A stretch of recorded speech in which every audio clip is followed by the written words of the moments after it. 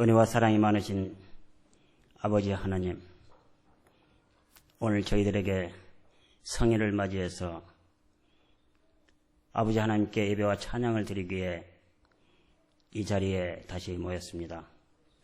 주 하나님, 저희들의 마음을 감찰하여 주옵시고 하나님 아버지를 두려워하는, 하나님 말씀을 두려워하는 마음을 허락하여 주옵소서.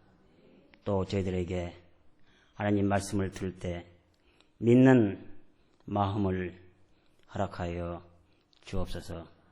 특히 이 종 이 자리에 두려운 마음으로 섰습니다. 하나님 아버지, 하나님 말씀 전할 때 담대함을 허락하여 주시고 하나님 말씀 전할 때 부족함이 없이 떳떳하게 전할 수 있도록 주여 붙들어 주옵소서.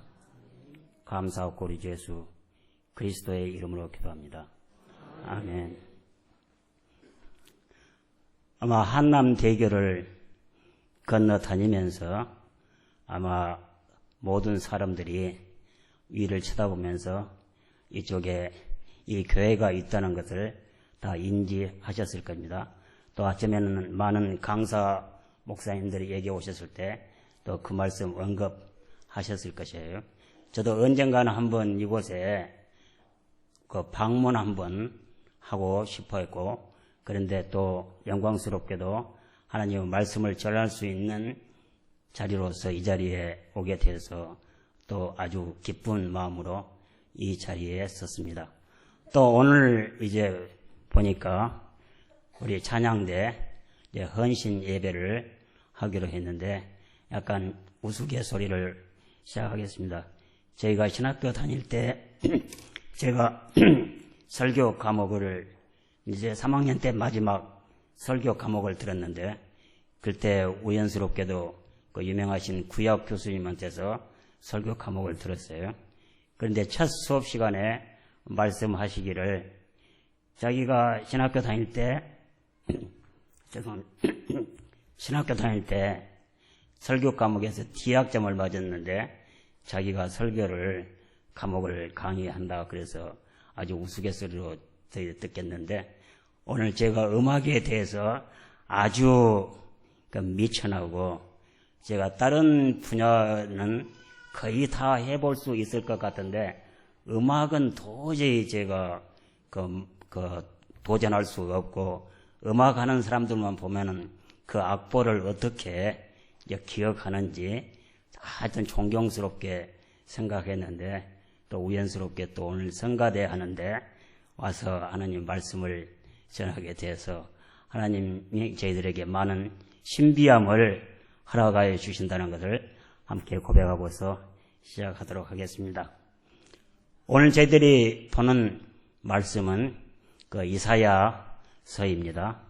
어쩌면은 여러분들께서 특히 오늘 본문 같은 경우에 이제 많이 들어보실 수도 있고 또 많이 읽으실 수도 있을 것입니다. 어쩌면 매 해마다 창세기부터 읽기 시작해서 어쩌면 아직 계속해서 이사야까지 선지서까지 넘어오신 분들도 계시고, 어쩌면 어디 역사서쯤에서 멈추고 또 아직 또 새롭게 느껴지시는 분도 계실지 모르겠습니다. 그래서 우리 이사야서가 어떠한 역사적인 상황에서 쓰여졌는가에 대해서 간단하게 배경 설명을 좀 여러분들에게 하겠습니다.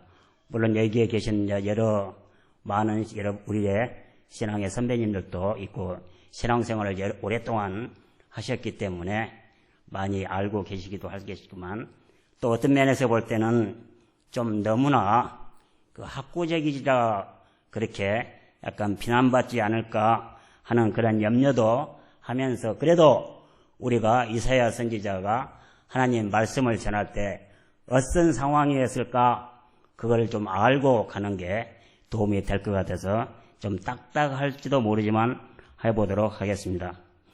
우리가 이스라엘의 역사를 통해서 볼 때 이스라엘의 국가적인 위기가 처할 때마다 하나님께서는 선지자들을 세우셨습니다.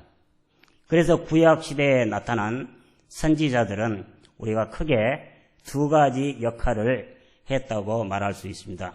우리가 어쩌면 잘 알 수 있다듯이 하나님의 뜻을 백성들에게 전했다. 하나님의 말씀을 그 선지자들을 통해서 계시했다.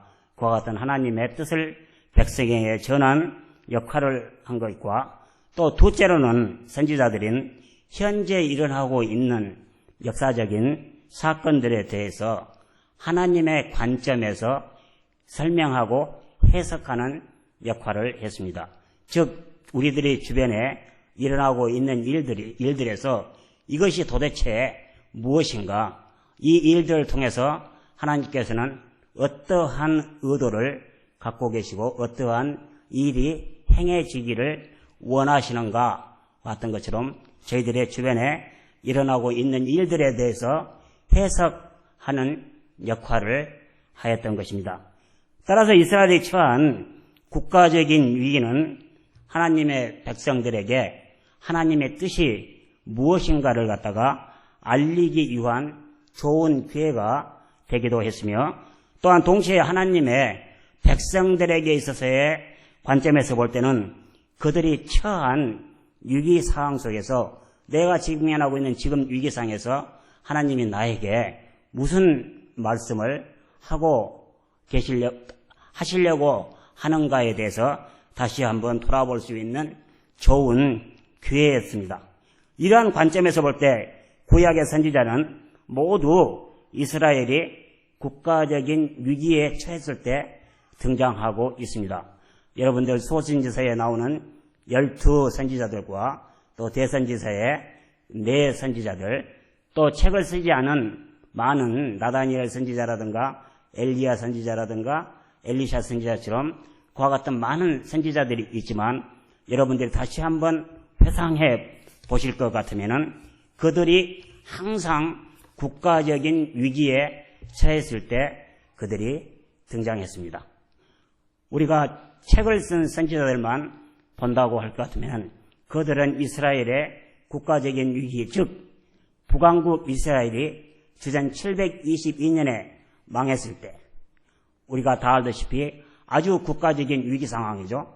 그 다음에 남한국 유다가 주전 586년에 멸망하려고 할 때 그때, 그 다음에 이제 포로 생활이 끝나고 포로 후기에 시작하는 세 번째 상황, 어쩌면 회복의 시기라고 말할 수도 있고 어쩌면 이미 국가 자체가 없어져 버린 위기 상황이라고 말할 수가 있습니다.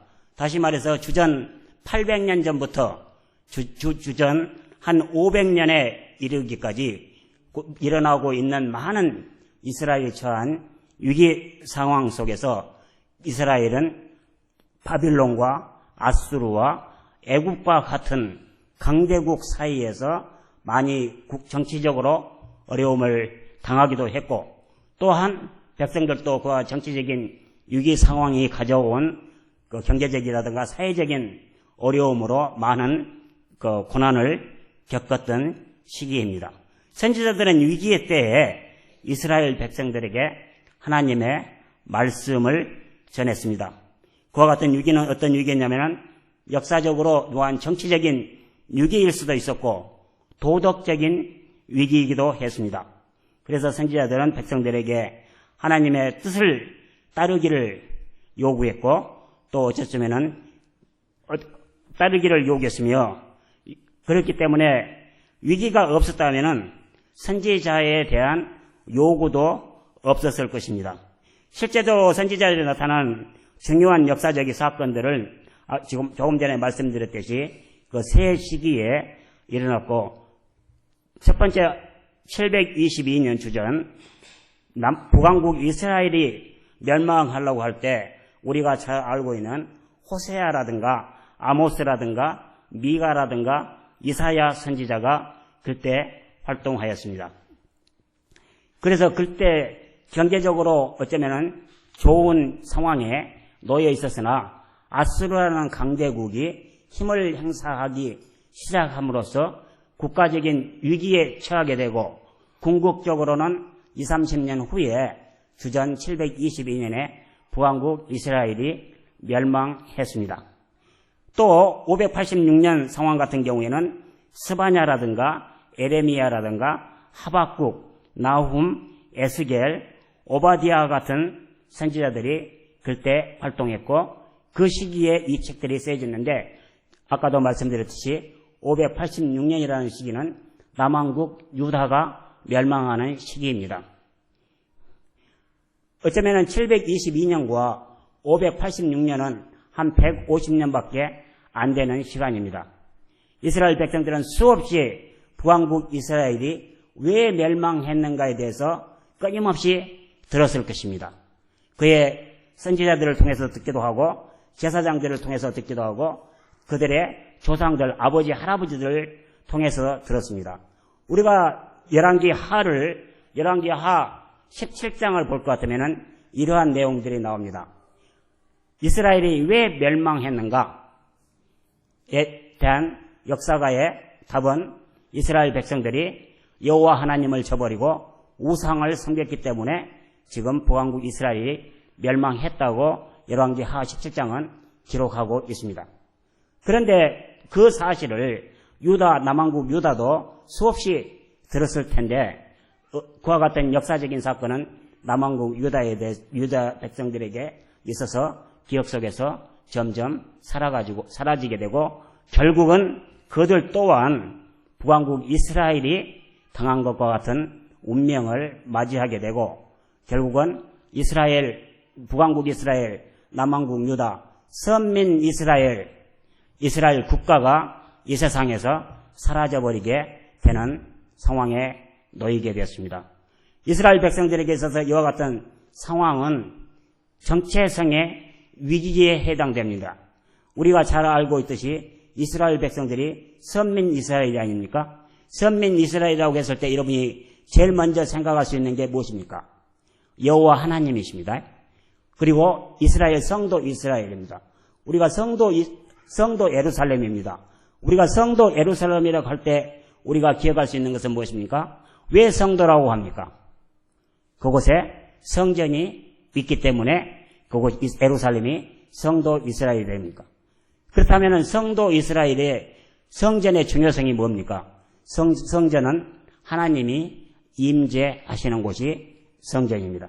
결국은 성전에서 하나님과 이스라엘 백성들이 서로 커뮤니케이션, 교통을 하게 된 곳, 이스라엘 백성들이 하나님을 만나는 곳이 성전이었던 것입니다.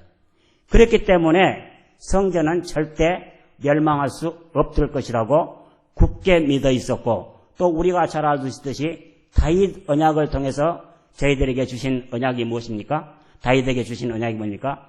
너희 후손이 절대 이곳에서 끊이지 않을 것이라. 무슨 상황이 되더라도 이스라엘 국가가 멸망하지 않을 것이라고 이스라엘 백성들에게 확고하게 언약으로 주어졌습니다. 그런데 두 번의 사건을 통해서 지금 이스라엘 백성들이 처한 상황은 어떻게 됩니까? 나라 잃어버렸습니다. 그렇죠? 바빌론에 와서 북왕국은 아수르에서 무너지게 되고 남왕국은 바빌론에 의해서 무너지게 됩니다. 그러면 나라 잃었어요. 그 다음에 우리가 여러분이 역사서라든가 에레미야서를 통해서 읽었을 때 알 수 있듯이 유다 수도인 예루살렘은 바빌론에 의해서 초토화되었어요. 모든 성전이 다 무너지고 그 다음에 궁궐이 무너지고 그래서 우리가 역사서를 통해서 또 알 수 있듯이 바벨론이 이스라엘을 멸망시키고 그들의 소위 말해서 식민지 정부를 세울 때 예루살렘에 식민지 정부를 세운 게 아니라 예루살렘 북쪽에 미스바에 그달리아를 총독으로 해서 그곳에 식민지를 통해서 식민지 정부를 갖다가 세우게 되는데 어떤 역사가들은 말합니다. 예루살렘이 하도 폐허가 되어가지고 그곳에 온전히 남아있는 건물이 없어서 예루살렘에서 좀 떨어진 미스바에 그달리아가 총독 본부를 세우지 않았을까 하는 역사적인 설명도 하고 있습니다. 그만큼 이제 예루살렘이 폐허가 됐어요. 성전도 없어지고 국가도 무너지고 그 다음에 우리들이 잘 알고 있는 약속의 땅, 가나안 땅도 어때요? 식민지가 됐어요. 그렇다면은 이스라엘을 갖다가 우리가 이스라엘을 갖다가 칭할 수 있는 자기들의 정체성을 줄 수 있는 것들이 이제 이스라엘 백성에는 아무것도 남아있지 않을 것 같은 아주 험악한 상황에 도달할 때 많은 선지자들이 그것에 대해서 예언을 하게 되고 또 하나님의 뜻을 이야기하고 있었습니다. 그리고 또 우리가 알고 있듯이 포로 이후에는 학개라든가 스가랴라든가 요엘과 같은 요엘 또는 말라기와 같은 선지자를 통해서 이제 이미 이스라엘의 폐허가 되고 왕정이 없어진 상황에서 하나님의 뜻이 어떻게 계속될 것인가를 이와 같은 학개와 스가랴와 요엘과 같은 선지자를 통해서 저희들에게 주어지고 있습니다.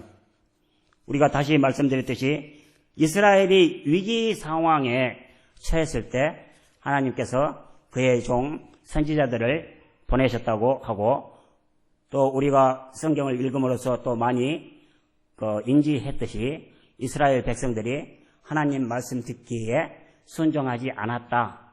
그러기에 심판이 올 수밖에 없었다. 그와 같은 것들이 우리가 잘 알고 있습니다. 오늘 우리가 읽은 이사야서 6장 본문에 의할 것 같으면은 우시야 왕의 죽던 해에 하나님께서 이사야를 갖다가 불렀다. 그렇게 말씀하고 있습니다. 우시야 왕이 죽던 해라. 그 말은 역사적으로 연대기적으로 보면은 주전 한 740년 정도가 됩니다. 물론 여기에 계시는 우리들이 주전 740년에 유다 땅 이스라엘에 무슨 일이 일어났는가, 지금 나하고 무슨 상관이 있는가, 그렇게 어쩌면은 느낄 수가 있고, 이와 같은 상황들은 어쩌면은 숫자일 수밖에 없는 상황처럼 느껴질 수 있는데, 실제적으로 아이러니컬하게도 그때 상황들이 어쩌면은 현재 우리가 처하고 있는 상황과 아주 밀접하다는 걸 갖다가 알 수가 있습니다. 다시 한번 말씀드리자면은 그 당시 이스라엘은 남북으로 나뉘어져 있었습니다. 당연하죠. 740년대니까.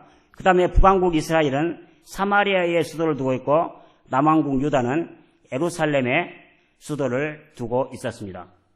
근데 예루살렘에 수도를 두고 있는 그때의 남왕국 유다는 경제적으로 어쩌면은 가장 번성할 때였어요. 다시 말해서 다윗과 솔로몬 이후에 주전 벌써 200년 이전에 다윗과 솔로몬 이후 때 영토가 아주 넓어지고 번성했다는 거 우리가 잘 알 수 있잖아요. 그 후에 남북으로 가니면서 많은 역사적인 침략과 공격을 당함으로써 유다와 이스라엘이 많은 영토도 많이 줄어들고 많이 이제 그 어려움을 겪었는데 740년에 왔을 때 다시 우시야 왕 그때쯤에 이스라엘은 다시 한번 반짝 아주 번성하게 됩니다. 그리고 그때가 어쩌면은 이스라엘이 마지막 번성 시기입니다. 586년에 완전히 유다가 망할 때까지. 그때 이스라엘 백성들은 경제적으로 그들이 부를 누리고, 그렇죠? 그 다음에 그렇기 때문에 그들은 어느 면에서 볼 때 자기 자신들에 많이 의존하게 되고 도덕적으로 위기를 맞이하고 있었습니다. 또한 그들 주위에 강대국들이 계속해서 찝쩍거리고 있었어요. 아스르를 위주로 해서 밑에는 이제 초강국 애굽이 있었고, 그 다음에 한참 후에는, 그 당시에는 아직 바빌론이 등장하지 않을 때인데, 상당한 후에는 또 바빌론이 등장함으로써 이스라엘은 계속해서 강대국 사이에 협공을 당하고 있을 때예요. 어쩌면 지금 2010년도 대한민국 우리의 상황과 비슷하지 않습니까? 10년 전, 20년 전까지 꼼짝도 못하던 그때 우리가 중공이라고 불렀죠. 중공이 지금은 어때요? 초강국이 되어가지고 어느 면에서 볼 때 중국 대사가 대한민국 정부에 문서를 보낼 때 한국말로 번역해서 보내지 아니하고 중국말 그대로 보내는 그와 같은 엄청난 그 건방진 태도 같은 거 보여주고, 우리나라 정부가 우리가 이미 알고 있듯이 우리가 미국에 대해서 어때 노라고 할 수 있습니까? 노라고 할 수 없잖아요. 그리고 경제적으로 우리가 어느 면에서 볼 때는 우리는 정치적으로는 일본에 어쩌면은 소위 동등하다고 느낄지는 모르지만 경제적으로는 우리가 일본에 아주 비교도 되지 않고, 대한민국 전체 예산이 일본 도쿄도부라고 합니까? 우리가 우리만 서울 특별시죠. 도쿄 도부의 예산보다 대한민국 전체 예산이 더 적은, 아주 경제적으로는 일본에 많이 휩쓸려 있는 이와 같은 상황 속에서, 그렇지만 우리 대한민국 사람들은 지금 어떻게 생각합니까? 다들 우리가 경제적으로 1등 시민이라고 생각하고, 어느 면에서 볼 때는 황금 만능주의가 우리에게 이미 못 박혀 있고, 그렇지 않습니까? 지금? 그리고 우리가 몇 번에 걸친 그 우리나라 정치 지도자들을 그 임명할 때 청문회를 통해서 볼 때 장관 후보자 또는 국무총리 후보자들이 실제적으로 우리가 생각할 때 존경할 만한 깨끗한 과거를 지니지 못한 사람들이 지금 나라를 갖다가 이끌어가고 있는 것 같은, 아주 도덕적으로 위기를 맞이하고 있는 것과 어쩌면은 북왕국 이스라엘이 그때 또는 남왕국 유다가 그때 맞이했던 상황과 같지 않을까 저는 한번 유추해 봅니다. 이스라엘 백성들은, 유다는 불확실한 미래의 소용돌이 속에 빠져 들어가고 있었으며 아무도 유다의 미래가 어떻게 될 것인지에 대해서 모르고 있었습니다. 확실한 것은 그러나 암흑의 그림자가 유다의 운명 위에 모여들기 시작했다는 것입니다.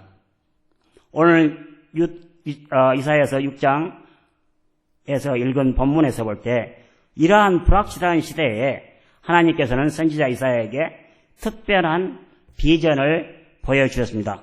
그 비전을 통해서 이사야는 하나님의 거룩하심을 보았던 것입니다.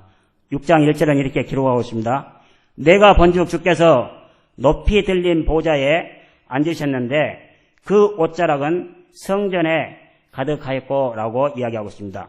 여기서 이사야는 하나님의 거룩함과 하나님의 영광을 목격하게 되었습니다.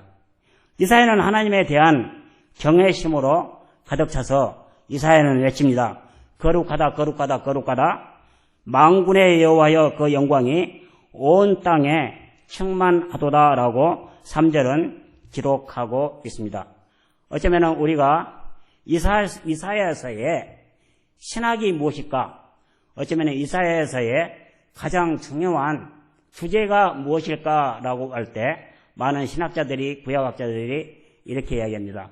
이사야에서 가장 중요한 주제 중에 하나는 거룩함이라는 것이고, 또한 또 다른 주제를 들려면은 이스라엘 하나님은 만유의 하나님, 이 세상의 모든 것을 갖다가 속권하고 계시는 하나님이라는 이 두 가지 주제가 이사야서의 중요한 주제들이라고 이야기를 하고 있습니다. 또 물론 거기에 너무 그쪽으로 만유의 하나님이라는 이슈에 대해서는 또 우리가 오늘 본문과 관련이 안 되기 때문에 다음 기회가 허락하면 할 수 있도록 하고요. 오늘 여기에 오늘 거룩함 이슈에 대해서 한번 보도록 하겠습니다. 이사야서는 이스라엘의 하나님을 이스라엘의 거룩한 자라는 되풀이되는 표현을 사용하고 있으며, 하나님은 거룩하십니다라고 이제 그런 주제를 우리에게 보여주고 있고, 하나님이 거룩하시다 그 말은 하나님은 죄와 동떨어졌다라고 말할 수 있습니다. 우리가 구약 성경에서 하나님의 거룩하심을 강조하고 있는 것이 또한 레위기입니다. 레위기에 보면은 어때요? 내가 거룩하니 너희도 거룩해라. 그와 같은 구절을 여러분들이 기억할 수가 있을 것입니다. 여러분들이 알다시피 또 레위기로 갈 것 같으면은 레위기의 내용이 어떤 것입니까? 아마 레위기 읽어가면서 아주 많이 따분하셨을 거예요. 많은 제사라든가 거기에 대해서 제사장 제도니 그것들에 대해서 어쩌면은 여러분들이 기억하고 계실 겁니다. 많은 제사 제도 중에서도 여러분들이 번제니, 속제니, 화목제니 기타 여러 가지 이야기도 여러분들이 기억하시겠지만 또 거기에 볼 것 같으면은 또 안수하는 것도 여러분들이 기억할 수 있을 거예요. 그래서 동물을 갖다가 놓고서 안수를 하고서 그 안수받은 동물을 갖다가 어때요? 이제 그 도사를 해서 이제 제물로 바치는 거라 그와 같은 거. 그렇다면은 제물로 바치고 죄를 사하고 제사를 하고 그것들의 가장 근본적인 것은 뭐냐면요. 하나님은 거룩하신데 인간은 거룩하지 않다. 그러면 인간이 거룩하지 않다는 것은 인간이 죄를 범했다는 거예요. 그렇지만 구약 성경의 관점에서 볼 것 같으면 인간이 죄를 범했으면은 죄값을 갖다가 치루어야 하는 게 구약 성경의 기본적인 언약 신학입니다. 그렇기 때문에 우리가 언약을 갖다가 정의할 때 피로 맺은 약정이라 그렇게 말했어요. 다시 말해서 언약이 깨지면 어떻게 돼요? 그 사람은 죽어 마땅하다. 다른 말로 바꾸면 어떠한 일이 있어도 언약은 깨어질 수 없다.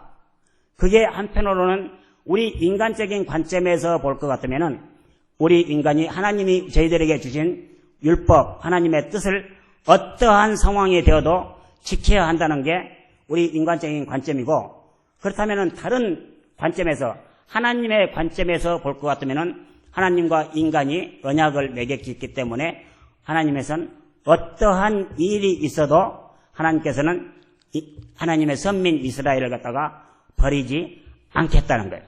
우리들이 신실하신 하나님이라는 우리 찬송도 많이 하고 여러분이 기도할 때도 많이 외치죠.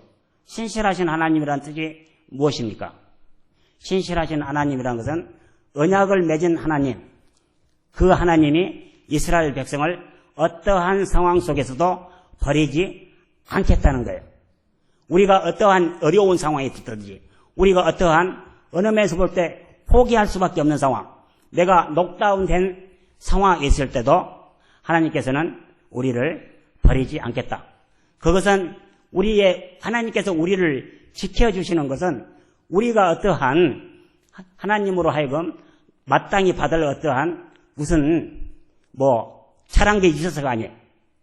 잘한 게 있어서가 아니라 궁극적으로는 이스라엘 백성들을 갖다가 포로에서 이스라엘 백성들을 다시 불러올 때 어쩌면 여러분들은 어디에서 읽으셨던지 어떨 때 포로 생활하면서 회개를 잘 해가지고 하나님께서 이스라엘 백성들을 다시 불러왔을 것이다. 그렇게 아마 이해하시는 분도 계실 거예요. 그렇지만 저는 거기에 대해서 견해를 달리하고 있습니다. 이스라엘 백성들을 포로 생활에서 불러올 때 하나님께서는 그들이 어떠한 잘한 것 때문에 불러온 것이 아니라 궁극적인 하나님의 그 연민의 정, 불쌍히 여기는 마음, 어디 전라도에서는 그 짠한 마음이라고 해요. 아마 여기 전라도 사람 계신 분은 그 무슨 말인지 아실 거예요. 보니까 아주 짠한 거예요. 그래서 불러온 거예요. 그 말은 뭐냐면 우리는 더 이상 뭘 어떻게 할 수 없는 상황에 처했을 때 하나님께서 언약을 맺은 그 약속 때문에 그걸 하나님께서 거두어 드리는 게 구약 성경에 나타나는, 특히 선지서 이사야와 선지서 에레미야에 나타나는 그 기본적인 신학입니다. 그래서 그렇다면 아까 우리가 언약이 파괴된 거라든가 거룩함이라 그 말은 뭐냐면 인간의 죄 때문에 우리가 하나님의 거룩함으로부터 멀어지게 된 거예요. 그런데 오늘 이사야서에서 볼 것 같으면 이사야가 하나님의 영광을 봐버린 거예요. 우리도 그러잖아요. 우리가 어떤 것이 잘못하고 있다는 걸 갖다가 인식하지 못하면은 그걸 갖다가 떳떳하게 생각하고 어때요? 계속해서 하고 있어요. 그런데 어떤 걸 갖다가 잘못이라는 걸 알고 있어버리면 어때요? 그 짓을 계속 하더라도 어때요? 항상 마음속에 부담이 되는 거예요. 그렇죠? 여러분들이 운전하다가 교통법규 위반하는 경우, 제가 볼 때는 우리가 그 교통법규 위반하는 거 90% 이상은 자기가 지금 교통법규 위반하고 있다는 것 알고서 위반하는 거라고 저는 생각합니다. 그때 마음이 어때? 편해요? 차라리 교통법규를 몰라버리면은 마음이 편해요. 제가 아주 청년이었을 때 운전을 하는데, 아직 운전하기 전인데요. 그러면서 같이 운전을 이제 막 하려고 하는 때입니다. 그래서 같이 운전을 가르쳐주는 친구가 대학 다닐 때 좌회전에 빨간불인데 좌회전을 할 수가 있대요. 예? 그래서 저는 그때 미국에 막 갔을 때요. 아주 이제 20대 초반에 학생이었을 텐데. 그러니까 어떨 때, 미국은 좌회전 해도 된갑이다. 그거 차 안 오면 된다고 그러던가. 어쩌면 아마 계속 그렇게 차 안 오면 빨간불에 좌회전 해도 된 줄로 알았을 거예요. 그렇지만 후에 운전면허 합격하고 나서는 그냥 할 수 없다는 거 알죠? 그다음부터는 우리가 절대 할 수가 없어요. 그렇지만 만약에 어떠한 상황 때문에 했다 그럴 것 같으면은 내가 위반했다는 걸 알 수가 있죠. 그럴 때 만약에 내가 몰랐더라면은 떳떳하게 그렇게 되었을 텐데 이사야가 마음에 부담을 느끼게 된 것은 이사야가 다시 한번 하나님의 거룩함과 위대함을 성전에서 봐버리기 때문입니다. 이사야의 즉각적인 반응은 새로운 각도에서 자신을 바라보는 것입니다. 하나님의 거룩하심과 위대하심을 목격했을 때 이사야는 자기 삶 속의 죄에 대해서 의식하게 되었던 것이에요. 어느 면에서 볼 때는 그 이전에는 자기가 죄의식을 갖고 있지 않았어요. 우리가 좀 세 구절 밑에 내려가면 그와 같은 이야기들이 나오게 됩니다. 이사야는 자기 자신이 하나님의 거룩함으로부터 얼마나 멀리 떨어져 있는가를 깨닫게 되었던 것입니다. 그래서 하나님의 거룩함과 인간의 죄가 이사야에게 크게 대조되었던 것입니다. 그렇게 이사야는 자기 자신의 죄스러움을 느끼지 않을 수가 없었습니다. 이사야가 거룩한 하나님을 보았을 때 하나님 앞에 자기 자신이 설 수 없다는 것을 느꼈습니다. 이사야는 하나님 앞에 더욱더 작고 초라하게 느껴졌을 것이며 하나님 앞에 서 있을 때 이사야에게는 두려움이 엄습하게 됩니다. 이사야는 고백합니다. 화로다 나여 망하게 되었도다. 나는 입술이 부정한 사람이요 입술이 부정한 백성 중에 거하면서 만군의 여호와이신 왕을 배웠습니다. 그렇죠? 이사야는 내가 입술이 부정한 사람이에요. 입술이 부정한 백성들 사이에 있는데 내가 그 범부들처럼 하나님의 거룩함을 보지를 않았더라면은 나도 죄의식도 느끼지 아니하고 잘 살아가고 있을 텐데 이미 내가 하나님의 거룩함과 영광을 목격하게 되어버렸기에 화가 있도다 나에게 그렇게 고백하고 있습니다. 이사야는 하나님의 거룩함을 경험했습니다. 만군의 여호와이신 왕을 배웠음이라고 이사야는 고백하고 있습니다. 죄를 가진 어느 누가 하나님을 대면할 수가 있겠습니까? 우리가 만약에 죄의 사함을 받지 않았다면 어떻게 하나님 앞에 심판의 날에 설 수 있겠습니까? 이사야는 나는 죄인이요 나는 죄인인 백성들 사이에서 함께 살아가고 있는데 내가 어떻게 하나님의 선지자가 될 수가 있겠습니까? 나는 아닙니다. 그렇게 사양하게. 이건 어떤 면에서 볼 때는 그 형식적인 사양이 아니라 진실된 사양이라고 저는 생각합니다. 이사야의 부정한 입술은 하나님 앞에 서기에 부족했고 부족한 이사야의 상태를 나타내고 있습니다. 하나님 앞에 서기에 부족한 것은 이사야뿐만 아니라 그 백성들도 그와 같은 상태에 있었던 것입니다. 나는 입술이 부정한 사람이 입술이 부정한 백성 중에 거하면서 이와 같은 표현은 이스라엘 사회 전체가 어때요? 전체가 죄의 상태에 있다는 것을 나타내고 있습니다. 그렇다면 이야기가 여기서 끝나버리면은 어느 면에서 볼 때는 우리가 성경을 굳이 읽을 필요도 없을지도 모르겠어요.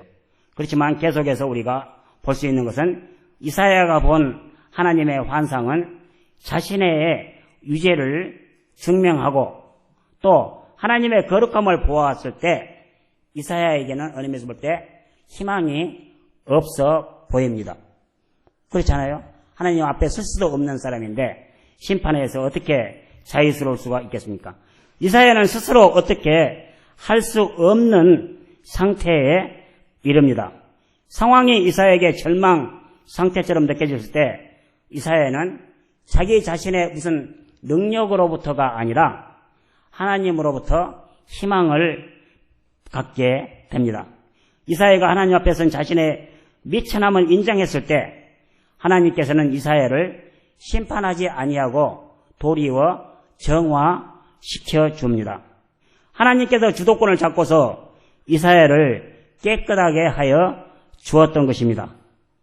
하나님을 대신해서 하나님의 천사가 날아와 이사야의 입술에 핀 숯을 가져왔습니다. 6절 7절은 이렇게 기록하고 있습니다.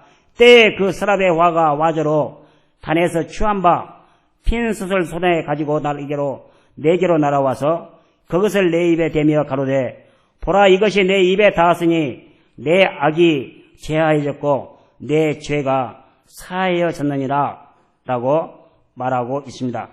여기서 핀 숯이 제단으로부터 왔고 이사야의 부정함이 핀 숯에 의해서 제거되고 불태워졌습니다.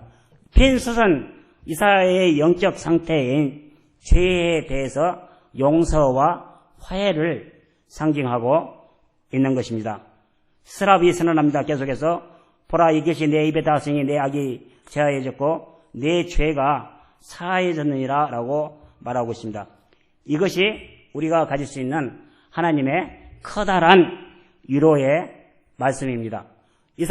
우리가 이사야 성경 어디에도 이사야가 자기가 어떠한 회개의 절차니 자기의 무슨 자정의 노력에 의해서 자기가 하나님 보시기에 떳떳하게 된 게 아니라 하나님의 긍휼하심에 의해서 하나님의 불쌍히 여기심을 위해서 또는 하나님이 쓰시려고 하는 하나님의 의도에 의해서 우리가 하나님 앞에 정화되고 깨끗하게 되어졌던 것이 우리가 이사야서에서 볼 수 있는 겁니다.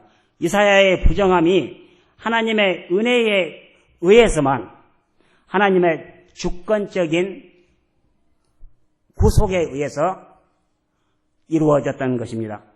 그렇게 함으로써 이제 이사야는 하나님과 화해하게 됐고 이제 더 이상 이사야는 입이 더러운 사람이라고 말할 필요가 없게 되고 이제 깨끗하게 정화된 사람이었던 것입니다. 이사야 6장은 구약에 있는 죄에 대한 하나님의 용서를 보여주는 복음의 본보이기도 합니다. 그래서 어떤 학자들은 이사야서를 제5 복음서라고 말하고 있습니다. 구원을 받은 백성들, 죄가 사해진 백성들은 이제 더 이상 입이 더러워진 사람이 아니고 이제 그들은 깨끗한 사람인 것입니다. 이사야의 고백과 죄의 정화뒤에 이사야를 부르는 소명이 뒤따릅니다. 8절에는 기록하고 있습니다. 내가 누구를 보내며 누가 우리를 위하여 갈고 그때 내가 가로되 내가 여기 있나이다 나를 보내소서라고 이사야는 이제 떳떳이 나아가게 됩니다. 이사야는 이제 하나님과 올바른 관계에 들어섰던 것입니다. 하나님과 관계에서 회복하게 되었던 것입니다. 어쩌면 21세기 우리에게 있어서 어쩌면 그 핀 숫이라는 것은 예수 그리스도를 통한 우리의 고백과 구세주로 받아들이는 우리 믿음의 확신이라고 저는 생각하고 있습니다. 이사야는 하나님의 부르심을 들었습니다. 하나님이 부르실 때 이사야는 더 이상 화로다 나여 망하게 되었도다 라고 말하지 않습니다. 아까는 보기만 하고도 하나님 화로다 내가 망하게 되었다 라고 말했지만 이제 여기서 하나님께서 부르실 때 이제는 더 이상 자기에게 화가 있다고 하는 게 아니라 떳떳하게 하나님 앞에 나아가게 되었던 것입니다. 하나님 부르실 때 이사야의 마음은 응답합니다. 이사야의 부정함은 이미 깨끗해졌기 때문입니다. 이사야는 이제 하나님을 섬기기에 부적절하다고 생각하지 않습니다. 이사야는 망설이지 않고 하나님 섬기기에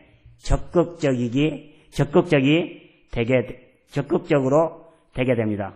그래서 내가 여기 있나이다. 나를 보내소서라고 말할 수가 있습니다.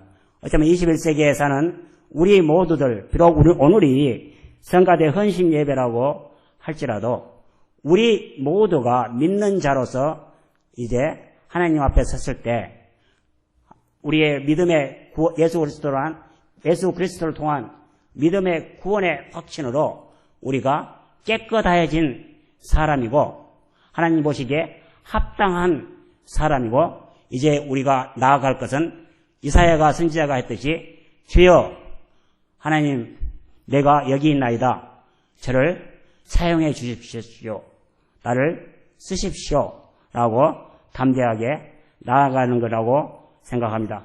시간이 지났는데 간단하게 하나 예화 하나 며칠 전에 제가 들은 예화 하나 말씀드리고서 이제 결론을 맺을까 합니다. 아마 여러분들 컴패션이라는 단체 들어보셨을지 모르겠어요. 컴패션이라는 단체는 전 세계에 있는 그 어린 아이들에 대한 기독교 구호 재단입니다. 어쩌면은 아마 그 연예인들 차인표 씨라든가 기타 고은하 권사님 그런 분들이 동남아라든가 아시아라든가 중앙아시아에 어린아이들 입양하고 거기에 대해서 구호 문자를 보내고 또 기도하고 그런 것을 통해서 여러분들 아마 들어보셨을 것이라고 생각합니다. 또 물론 그 단체 이름이 컴패션인데 어쩔 때는 한국에 너무 영어가 많이 들어와서 어쩔 때는 한국말로 좀 했더라면은 이제 여기에 계시는 우리 좀 나이 좀 많으신 분들도 좀 그 말이 무슨 말인지 아시는 텐데 컴패션이라고 하면 아마 여러분들 젊은 사람들 빼고는 잘 모르실지도 모르겠어요. 그런데 또 다른 말로 바꿔서 보면 하도 한국 사회에 영어가 범람해가지고 이제 80에 가까우신 저희 어머님도 말씀하실 때 가끔 가다가 영어를 많이 쓰셔요. 그래서 며칠 전인가 어머님하고 이야기를 하는데 엘보가 어쩌다 막 그런 말을 해요. 여러분이 엘보 뭔지 아십니까? 젊은 분이 다 알겠지만 생각해보세요. 80 가까우신 분이 엘보 아마 병원에 다니시면서 의사한테 들은 것 같아요. 의사 선생님한테 들은 것 같아요. 팔꿈치가 엘보인데 엘보가 듣고 또 하나는 제가 기억하지 못하고 있는데 그 단어는 제가 생각할 때도 너무 전문 용어인데 그 말씀을 막 사용하시더라고요. 그래서 옆에서 제가 깜짝 쇼크를 먹었는데 컴패션이라는 건 결국은 아까 말한 긍휼히 여김 또는 불쌍히 여김 그런 단어의 뜻인데 컴패션이라는 단체가 세계적인 구호 단체인데 그게 이제 우리 한국하고 관련된 겁니다. 이제 1952년도에 한국 전쟁이 이제 끝마침을 해 가려고 하는 겨울에 미국의 그 에버렛 스완슨 목사님이란 분이 이제 그 미군 그분이 목사님이신데 아주 전쟁에 참가하고 있는 미 군인들을 이제 군인들을 위한 집회에 참가하시기 위해서 한국에 들렸다고 해요. 그런데 이제 그때는 뭐 지금 이 단체하고 그때 이 단체 있지도 아니하고요. 그런데 이제 숙소에서 어느 날 내다보는데 그 어떤 트럭에 어떤 짐들을 갖다가 막 던져서 싣고 있더래요. 그래서 보았더니, 그런데 한참 아마 신기해서 보셨나 봐요. 그랬더니 어떠한 무슨 백 같은 데서 어린아이 손 같은 게 보이더라는 거예요.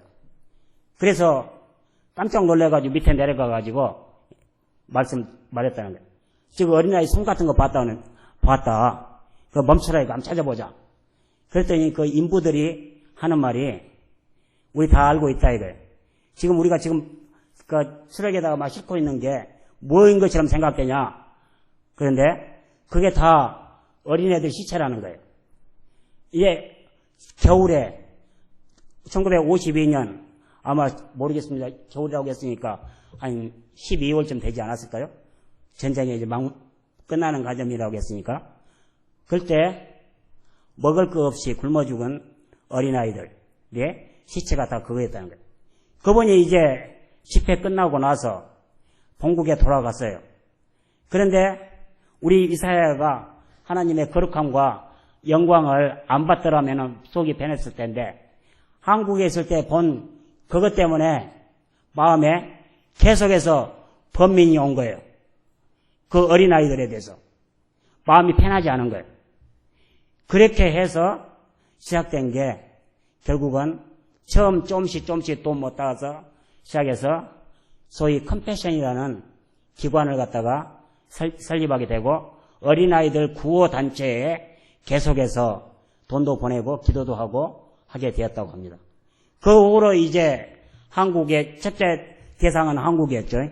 그러나 이제 어느 시점에 한국이 경제적으로 부유하게 되니까 이제 더 이상 그 컴패션 기관이 이제 한국에서는 사라지게 됐는데, 아마 몇 해 전에 이제 다시 한국의 컴패션 기관이 이제 오게 되었는데, 이제는 우리가 어때요? 구호의 대상 국가로서 한국이 참여되게 한 거야. 이제는 우리가 구호를 보내는 국가로서 한국이 참여하게 되었다고 한국 컴패션 본부를 이끌어 가시는 서정현 목사님 말씀하시는 걸 제가 며칠 전에 들었습니다. 우리가 할 수 있는 것들이 많이 있고, 특히 우리 어쩌면은 우리 합동교단에서 우리 말씀 유주 개혁주의 신학으로 우리가 뭉쳐있는 아주 좋은 신학을 가진 교단이 우리 대한예수교 장로회 합동교단 아닙니까? 우리가 항상 말씀 유지로 있고, 어쩌면 이제 우리도 행동으로서 우리가 우리의 믿음의 열매를 갖다가 주위 사람들에게 보내줘야 할 것이 아닌가, 그렇게 생각됐을 때, 어쩌면 우리도 이제 우리들이 받았던, 어쩌면은 또 그러한 그 사랑을 이제 우리들처럼 특혜를 받지 못하는 사람들에게도 줄 때가 되지 않았나. 그래서 한번 현실적인 참여 절차로서 이러한 단체에 대해서 한번 생각하게 되었습니다. 이제 결론을 맺겠습니다. 앞날이 어두운 불확실한 때에 하나님께서는 이사야에게 비전으로 자신을 나타내 보였습니다. 이사야처럼 우리도 우리 자신이 어쩌면은 절망에 처했을 때, 그때 하나님의 목소리를 가장 잘 듣기 좋은 때일 수도 있습니다. 우리 자신의 두려움과 절망에 취해 있지 말고, 어쩌면 그때 우리가 하나님의 목소리에 청종할 때가 아닌가 생각합니다. 하나님 앞에 서기에 가장 부적절할 때라고 생각되는 바로 그때가 하나님께서 우리를 부르는 때가 아닐까 생각합니다. 그때 어쩌면 우리가 하나님의 목소리에 귀를 기울여야 할 때라고 생각합니다. 어쩌면 여러분들이 돌파구가 없는 난감한 상태에 처해 있습니까? 또는 어쩌면은 실패로 좌절되어 있습니까? 어쩔 때는 우리가 출구가 없는 벽을 향해서 우리가 나아가고 있다고 생각합니까? 어쩌면 우리가 인생이나 사업 실패로 앞날이 아주 불투명할 때가 있어서 낙심하고 있다고 생각합니까? 어쩌면은 우리 모두가 내일을 맞이하기가 두려운 상태에 있는지도 모릅니다. 어쩌면 그때 우리가 가장 어려운 상태에 있을 때 하나님께서는 우리를 찾으실 것이라고 생각하고 어쩌면 그때 우리가 그 하나님의 부르심에 응할 때라고 생각합니다. 우리가 어쩌면은 이사야처럼 나는 입술이 부정한 사람입니다라고 우리의 죄를 고백하게 되고 또는 우리들이 어쩌면은 신처럼 믿은 현대 사회에 우리들의 우상으로부터 우리가 자유로울 필요가 있을 것이라고 생각합니다. 어쩌면 여기도 연세 많으신 분도 많이 계시지만 저도 뭐 거기에 비하면은 아주 어린 나이지만 어렸을 때 어쩌면은 한국 사회에 먹고 살기 어렵고 그때가 어쩌면은 정신적으로는 더 편하지 않았을까 저는 생각해 봅니다. 그때는 어쩌면은 모두가 다 가난했어요. 모두가 다 가난했어요. 제가 지금 말하는 것은 70년대 말하고 있어요. 그런데 지금은 어떻습니까? 우리가 지금 대부분의 경우 70년대에 비교하면은 비교할 수도 없을 정도로 잘 먹고 잘 살고 있어요. 그런데 어때요? 우리가? 여러분들 어때 부자라고 느낍니까? 여기서 내려다보는 저쪽에 강남 쳐다보면서 우리 부자라고 느껴집니까? 또는 우리 주위에 있는 좀 더 우리보다 잘 사는 사람하고 비교해가지고 나는 지금 잘 살고 있는데 그 사람들하고 비교 때문에 못 산다고 생각하고 있고 그런 것들처럼 우리가 성공이라든가 권력이니 명예니 그런 것들로부터 우리가 자유스럽게 될 때가 어쩌면은 우리가 하나님께 더욱더 가까이 갈 수 있을 때라고 저는 확신합니다. 하나님의 그 권능과 우리가 영광을 그때 발견할 수가 있게 됩니다. 하나님의 우리들의 삶에서 우리가 하나님의 존재를 인식하게 될 때 어쩌면 우리가 그때 우리가 하나님께 즐겁게 나아갈 수 있으며 하나님 저 여기 왔습니다. 저를 써주십시오. 그렇게 우리가 고백할 수 있을 거라고 생각합니다. 우리 함께 기도하겠습니다.